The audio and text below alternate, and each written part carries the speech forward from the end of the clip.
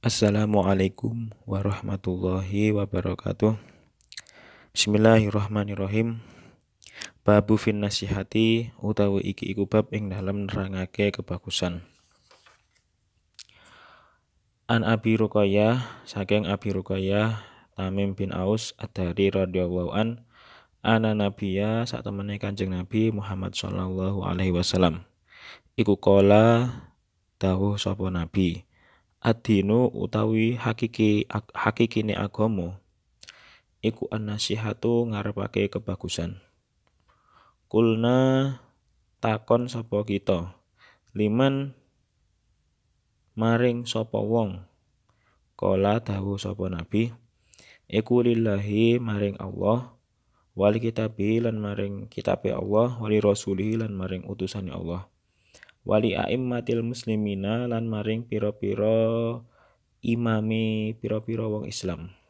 Wa ammatihim lan sekabehane muslimin. Rawang riwayatake ing hadis sapa muslimun Imam Muslim. Artinya dari hadis ini adalah dari Abi Ruqayyah Tamim bin Aus Ad-Dari radhiyallahu an berkata, Nabi Shallallahu alaihi wasallam bersabda, agama itu adalah merupakan nasihat. Kami bertanya, bagi siapa? Beliau bersabda, bagi Allah, kitabnya, rasulnya, pemimpin-pemimpin umat Islam pada umumnya. Hadis riwayat Imam Muslim. Pelajaran dari hadis ini adalah 1. Keharusan memberi nasihat kepada kaum muslimin karena nasihat merupakan tiang agama. Allah Subhanahu wa taala berfirman dalam Al-Qur'an, Bismillahirrahmanirrahim. Innamal mu'minuna ikhwatun fa aslihu baina akhawaykum wattaqullaha la'allakum turhamun. Artinya sesungguhnya orang-orang mukmin adalah bersaudara. Karena itu damaikanlah antara kedua saudaramu dan bertakwalah kepada Allah supaya kamu mendapat rahmat. Surat Al-Hujurat ayat 10. Sebuah persaudaraan akan menuntut kita agar mencintai saudara kita. Kita senang melihat saudara kita menjadi orang soleh, berwibawa, kuat, kaya, dan berakhlak mulia. Persaudaraan ini juga menuntut untuk saling nasihat-menasihati dengan cara terbaik agar tujuannya bisa sama-sama tercapai. Persaudaraan ini juga menuntut agar kita membenci saudara kita. Segala apa yang kita benci buat diri kita membuat kita juga tidak senang melihat saudara kita menjadi orang yang rusak, lemah, hina, dan memiliki akhlak yang rendah. Jika kita melihat saudara kita rusak, maka kita tidak cukup hanya mendoakan kepada Allah Subhanahu wa taala agar diperbaiki kondisinya. Akan tetapi hendaklah berdoa kepada Allah dan sambil melakukan usaha yang bisa menyelamatkan saudara kita dari kerusakan tersebut. Di antara kewajiban sebagai saudara yaitu memberi nasihat jika saudara kita meminta nasihat. Sehingga hendaknya kita memberikan saran dengan sesuatu yang baik seperti halnya kita menasihati diri kita sendiri. Para nabi dan rasul adalah pemberi nasihat kepada kaumnya, baik yang sudah beriman atau yang belum, agar kaum tersebut kembali kepada Allah dan istiqomah di jalan Allah.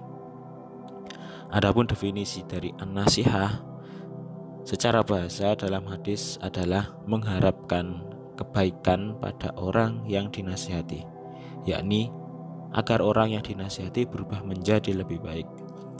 Pengertian nasihat di sini berkaitan dengan nasihat yang ditunjukkan kepada pemimpin umat Islam dan rakyatnya.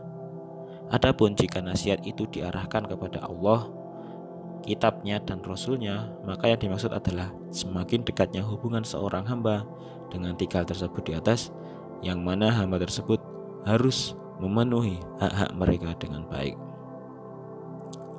Nomor 2.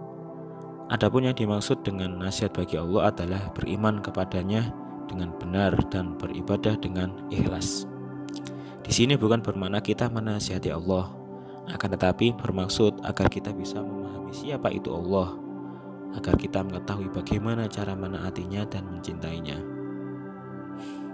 Nomor 3, nasihat bagi Allah yaitu dengan membenarkan atau meyakini isinya,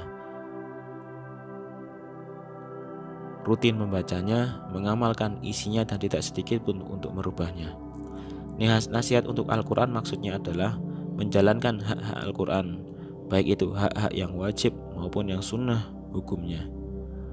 Adapun hak-hak Al-Quran yang wajib antara lain: 1. Meyakini bahwasannya Al-Quran itu betul-betul kalam atau perkataan Allah Ta'ala, baik itu huruf-hurufnya maupun makna yang terkandung di dalamnya.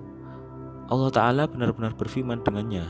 Kemudian malaikat Jibril menyampaikannya kepada Rasul agar dibacakan kepada umatnya, dan kita harus mengagungkan dan mencintainya karena Al-Quran adalah kalamullah yang di dalamnya terdapat petunjuk dan cahaya.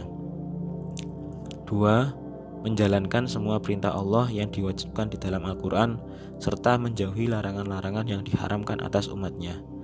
Meyakini segala kebenaran berita-berita yang disebutkan di dalam Al-Quran tanpa dicemari dengan keraguan sedikit pun.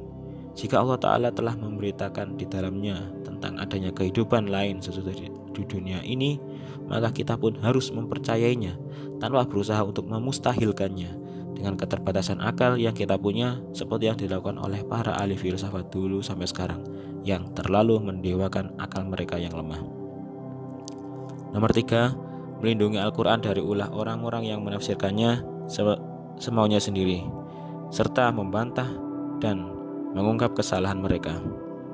Sedangkan hak-hak Al-Quran yang sunnah hukumnya contohnya memperbanyak dalam membaca, menghafalkan, dan menghayatinya. Ini adalah salah satu bentuk mendekatkan hubungan seorang hamba dengan Al-Quran. 4. Nasihat bagi Rasul yaitu mempercayai ajarannya, patuh pada perintahnya, berpegang teguh pada sunnah Rasul dan syariatnya. Nasihat untuk Rasulullah SAW mencakup berbagai hal, antara lain meyakini bahwa beliau Nabi Muhammad SAW benar-benar utusan Allah Ta'ala, dan beliau adalah Rasul yang jujur dan terpercaya, tidak berdusta maupun didustakan. Juga beriman bahwasanya beliau Nabi Muhammad SAW adalah Nabi yang paling akhir, yang merupakan penutup para Nabi. Setiap ada yang mengaku-ngaku sebagai Nabi sesudah beliau adalah dusta, palsu, dan batil.